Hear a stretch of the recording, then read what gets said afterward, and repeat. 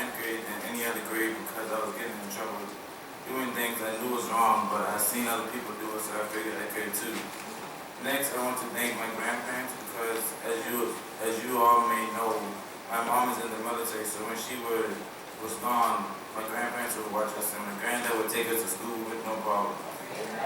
You know, my grandma never complained, and I want to thank him and her for everything that they did/do. I also want to thank Pastor and First Lady for many teachings and prayers. Last but not least, I want to give a big thanks to God because I know without him, I wouldn't even be standing here, nevertheless graduating from high school. I think the biggest and very first step I had to accomplish in high school was finding out who I was as a person and what I did and didn't stand for. Like Pastor said, if you don't stand for something, you fall for anything, and that is so true. I seen so many kids that were straight A students in 9th and 10th grade, but they started hanging with the wrong people and started slacking when it came to schoolwork. I like having fun myself, but after I'm finished with my work for school. The second step that I haven't really accomplished yet, but still working on, is being a procrastinator.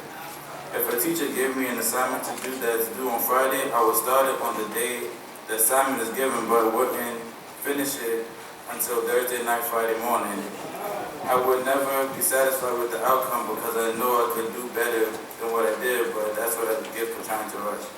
However, like I said, I'm still working on it. The final step I had to accomplish was learning how to ask questions. I was used to sitting in the back of the class and do my own little thing. If I had a question, I would keep it to myself and hope someone else would ask it.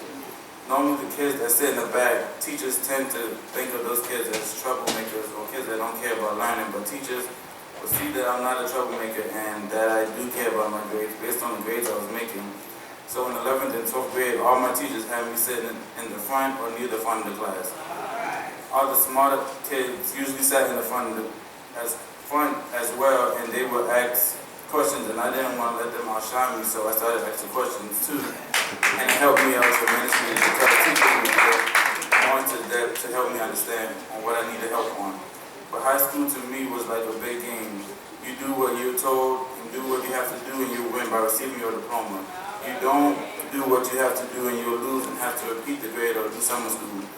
If I keep this mentality throughout life, then I think I should be fine. Very much my strength.